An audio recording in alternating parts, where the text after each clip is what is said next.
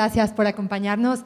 Definitivamente el tema del aborto pues nos ocupa de manera muy importante. Estamos aquí, 16 países para apoyarlo, apoyar estas reflexiones. Definitivamente sí, el aborto es un factor deshumanizante. ¿Cuál ha sido nuestro papel? ¿Qué papel hemos jugado como hombres, como mujeres? ¿Qué hemos dicho? ¿Qué hemos hecho al respecto? ¿Hemos facilitado? ¿Hemos obstaculizado? ¿Hemos callado?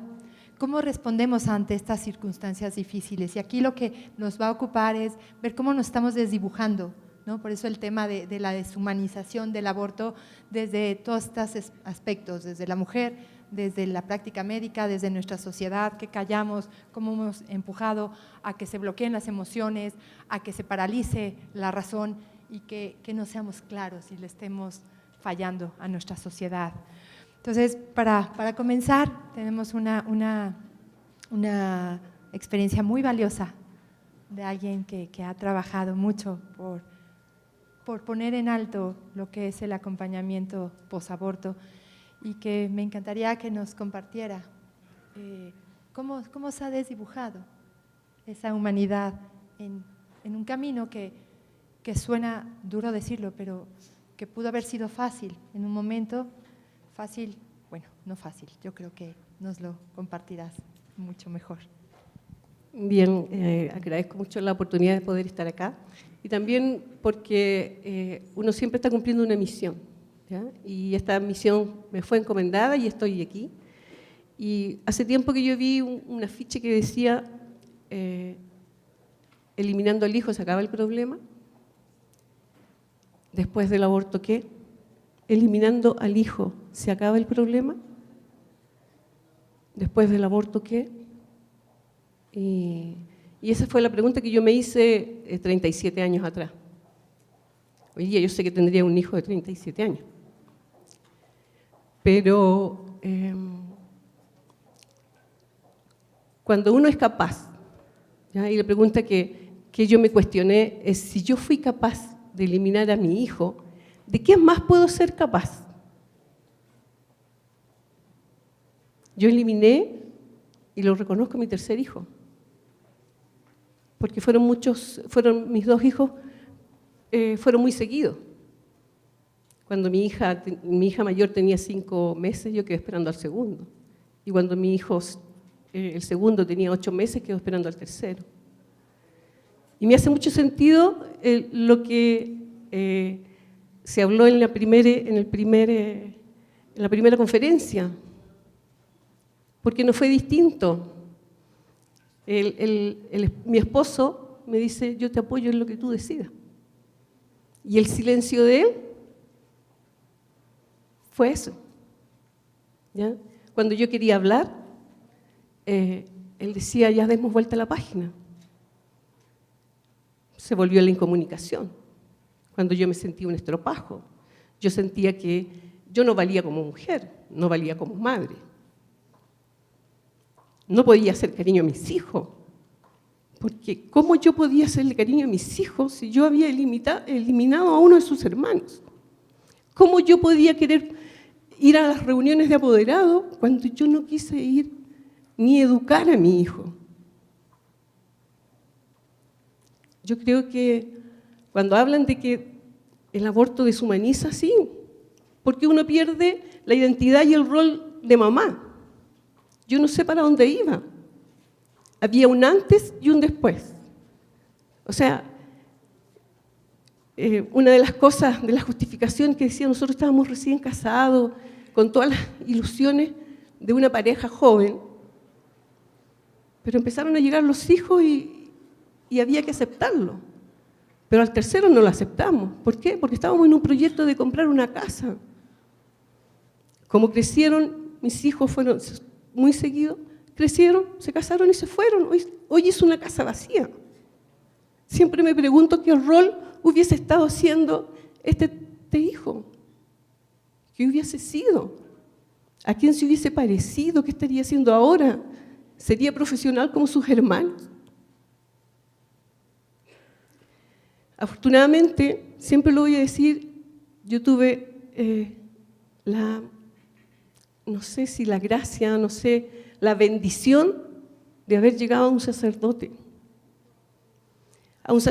que acogió el dolor que yo tenía, porque tengo que reconocer que no todos los sacerdotes saben acoger. Y durante el transcurso del tiempo que uno ha estado trabajando, hemos tenido que recoger a personas que el sacerdote no lo acogió, pero a mí sí me acogieron. Y por eso siempre voy a estar agradecida de ese sacerdote, que me dijo, ya señora, usted deje de llorar. Usted hoy día, a partir de hoy día, cumple una misión. Algunas semanas después, sale en la televisión, yo creo que ustedes conocen a don Francisco, en un programa de televisión, sale mi amiga, Elizabeth, que pronto va a estar, anunciando que va a abrir un hogar para mamás embarazadas. Y como este sacerdote me dijo, usted tiene una misión que a partir de ahora usted tiene que defender la vida, y yo decía, salí de ahí y dijo, ¿por dónde empiezo? Es como me entregó algo, pero no tenía dónde empezar. Sale este hogar, y yo dije, aquí voy. A diferencia de tal vez, como decían antes los varones, la mujer quiere decirlo todo. Yo llegué y dije, ¿sabe lo que pasa? Es que yo quiero trabajar aquí, quiero ser voluntaria aquí, porque yo aborté a mi hijo. Con mucha vergüenza, porque tampoco sabía cómo me iban a recibir. Porque era un hogar para mamás embarazadas, y esa era una misión, acoger el embarazo vulnerable. Y yo había eliminado el mío. Afortunadamente, fue muy bien recibida, y yo sentía que el dolor que yo había pasado no podía sentirlo otra mujer. Había que decirle al mundo que el aborto no cura nada, que al contrario, es un daño mucho más grande, que no se hace solamente a la mujer, definitivamente muere el bebé, pero la mujer también muere. Una parte de la mujer también muere, pero también el varón. Como dijo ella, el 75% de los matrimonios termina separado, y fue mi realidad. Si ustedes me preguntan cuáles son las secuelas post-aborto, quizás las viví todas. Me separé, no pude volver a tener más hijos, pero yo tenía que seguir cumpliendo mi misión. Y en esto fue empezar a acoger a aquellas mujeres que han pasado por la experiencia del aborto. Por eso, junto con Elizabeth, pudimos dar pie para poder entender.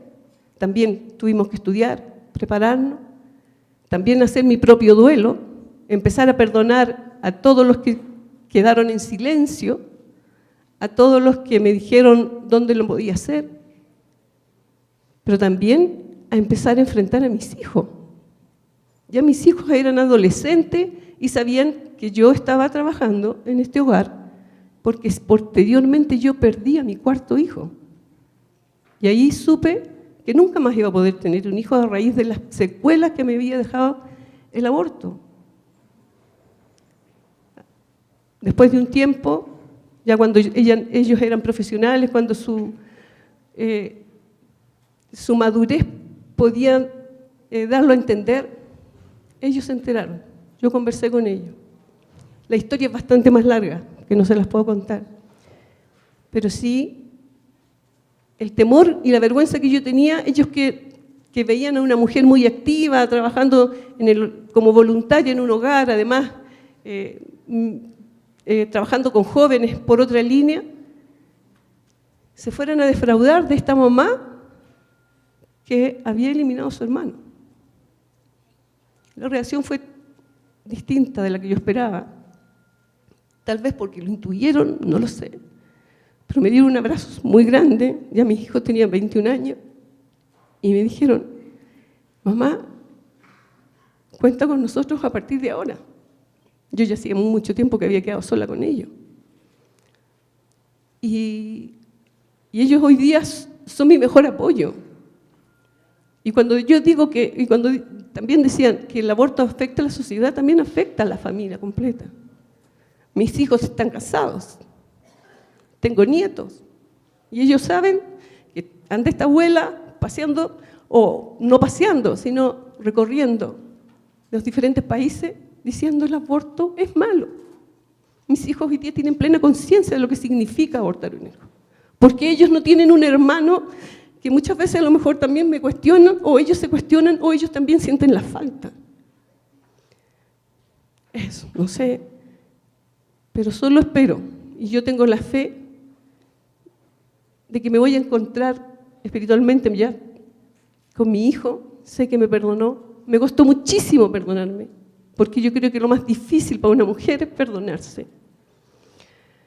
Pero el paso se da, y en eso estoy, trabajando, diciéndole al mundo que el aborto nunca va a ser una alternativa de vida para nadie.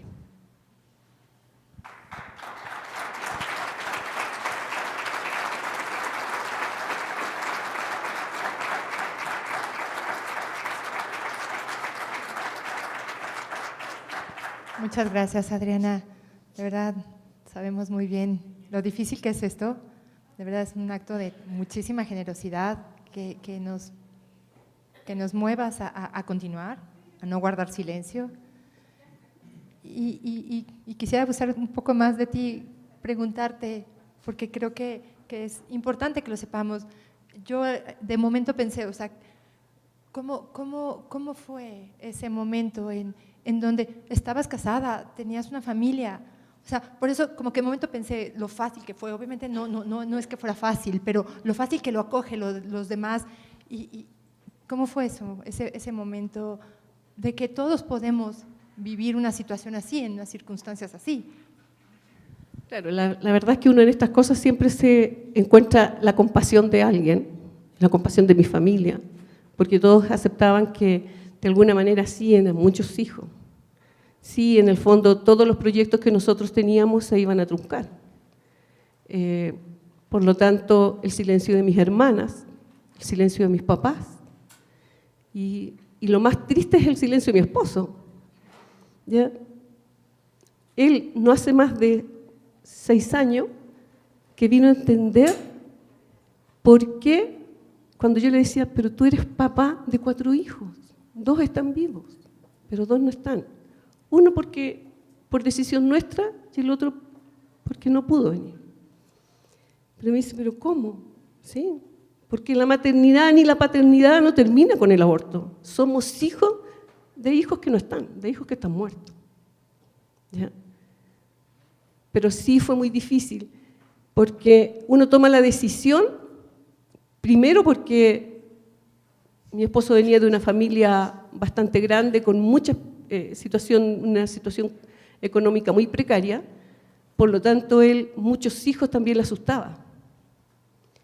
Y él apoyaba el que no existieran más hijos. Pero tal vez en mi interior no era lo que yo quería. Pero yo quería solidarizar con la vida que él había tenido y que no quería repetirla. Entre comillas, salí del problema en forma momentánea. Por eso, cuando veo este afiche dice, abortando se acaba el problema, no se acaba el problema, ahí recién empieza el problema. Ahí recién empezó mi problema, mío y como familia. Porque es una familia que se quiebra. Salí del problema en forma momentánea. Ya, no van a ser. Pero después, ¿qué?